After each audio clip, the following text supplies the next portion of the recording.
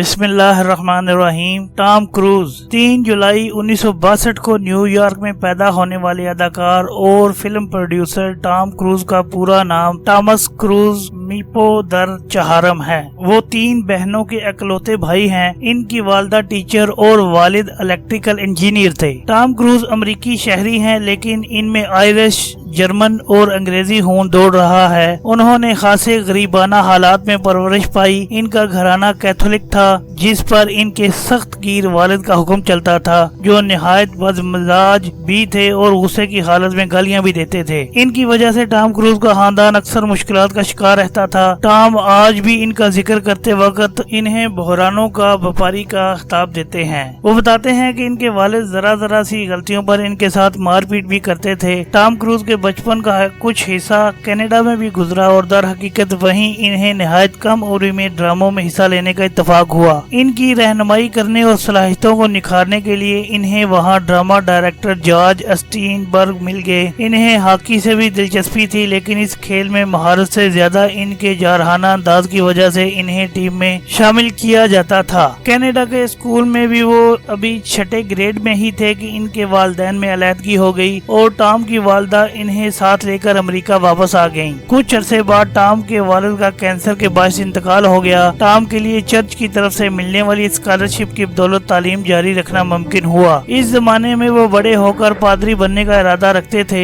14 سال کے عرصے میں ٹام کروز نے 15 اسکول بدلے۔ اداکاری میں دلچسپی اور کافی کوششوں کی بدولت ٹام کروز کو 1981 میں پہلی بار اینڈ لیس لو میں ایک معمولی سا کردار ملا، لیکن اسی سال انہیں ایک اور فلم ٹاپس میں ایک خاصا اہم کردار مل گیا جس سے وہ پروڈیوسرز اور ڈائریکٹرز کی نظر میں آ گئے۔ 1983 میں انہیں یکے بعد دیگرے 3 فلموں میں نمایاں کردار ملے، لیکن در حقیقت 1986 میں ٹاپ گن میں مرکزی کردار کے وہ سپر سٹار بنے۔ اسی سال انہیں کلر آف منی میں پال نیومین اور رین مین میں ڈسٹن ہوف مین جیسے اداکاروں کے ساتھ کام کرنے کا موقع ملا۔ 1999 میں بورن آن دا 4 جولائی میں ویتنام میں لڑنے والے اور معذور ہو جانے والے ایک پرانے فوجی کا رول کر کے ٹام کروز نے نہ صرف گولڈن گلوب ایوارڈ جیتا بلکہ بافتا ایوارڈ کے لیے بھی نامزد ہوئے۔ اسی فلم پر وہ پہلی بار اکیڈمی ایوارڈ کے لیے بھی نامزد ہوئے۔ 1990 میں ٹام کروز نے ڈے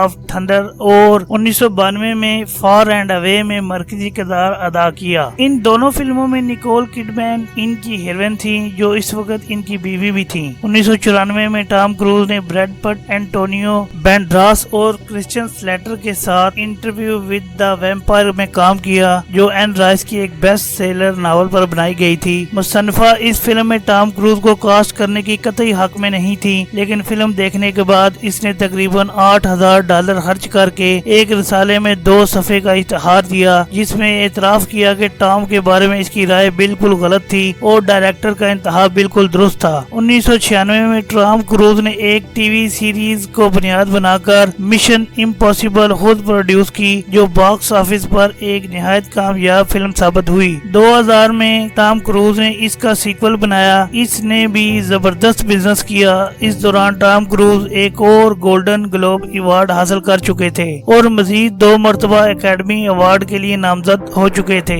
مشن امپاسبل کا 8واں حصہ آنے والا ہے۔ ان کی کامیابیوں کا سفر اسی طرح جاری رہا۔ انہوں نے ہالی ووڈ کی تقریباً ہر بڑی ہیروئن اور ہر بڑے ڈائریکٹر کے ساتھ کام کیا، حتیٰ کہ 2005 میں ہالی ووڈ کے معاملات پر گہری نظر رکھنے والی ایک صحافی نے انہیں اس فلمی دنیا کے چند طاقتور ترین اور دولت مند ترین افراد میں سے ایک قرار دیا۔ 2014 میں ان کی فلموں نے $7.9 ارب کا بزنس کیا اور اب وہ مشن امپاسبل سیریز کا 5واں حصہ بھی بنا چکے ہیں۔ 1993 میں انہوں نے اپنی ٹیلنٹ ایجنٹ پاولا ویگنز کے ساتھ مل کر پروڈکشن کمپنی قائم کی تھی جس کے تحت اب تک فلمیں بنا رہے ہیں۔ ٹام کروز نے 3 شادیاں کی اور ان کی صرف ایک بچی ان کی حقیقی اولاد ہے جبکہ 2 بچے انہوں نے گود لیے ہیں۔ 1983 سے لے کر 1985 تک ان کے تعلقات ریبیکا ڈی مورنے سے رہے جو فلم رسکی بزنس میں ان کی ہیروئن تھی۔ اداکارہ اور گلوکارہ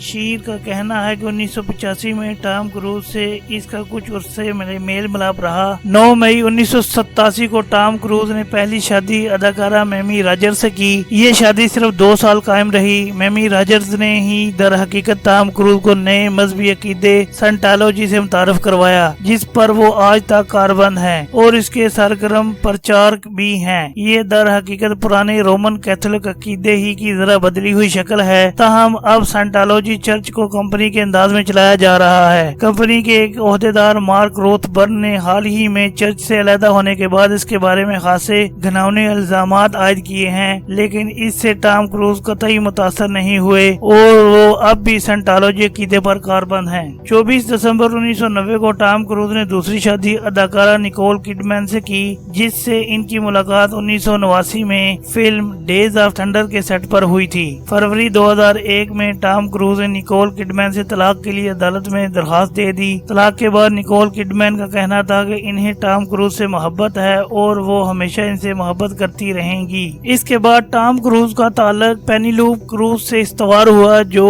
وینیلا اسکائی میں ان کی ہیروئن تھی۔ یہ معاشقہ 2004 میں ختم ہو گیا۔ مشہور رسالے وینٹی فیئر کے ایک مضمون میں بتایا گیا کہ اس معاشقے کے اختتام کے بعد چرچ آف سائنٹالوجی نے ٹام کروز کو نئی گرل فرینڈ ڈھونڈ کر دینے کی ذمہ داری اپنے ساتھ لی۔ چرچ نے یہ کام باقاعدہ ایک مہم کے انداز میں سر انجام دیا اور کئی ایسی اداکاراؤں کے آڈیشن لیے جو اسی مذہبی حلقے میں شامل تھیں۔ چرچ نے ٹام کروز کے لیے ایک برطانوی ایرانی اداکارہ نازنین بنیادی کو منتخب کیا، جو بعد میں سائنٹالوجی اور ٹام کروز دونوں ہی کو چھوڑ گئی۔ تاہم ٹام کروز نے اس سارے معاملے کی تردید کی اور وینٹی فیئر کے خلاف قانونی کارروائی کی دھمکی بھی دی، لیکن اس پر عمل نہیں کیا۔ اپریل 2005 میں ٹام کروز کا اداکارہ کیٹی ہومز سے معاشقہ شروع ہوا اور جلد ہی ان کی جوڑی کو میڈیا میں ٹام کیٹ کا نام دیا گیا۔ اوپرا ونفرے شو میں ٹام نے بڑے جوش و خروش سے اس معاشقے کا اعتراف بھی کیا۔ 2006 میں ان کے ہاں بیٹی پیدا ہوئی، جن کا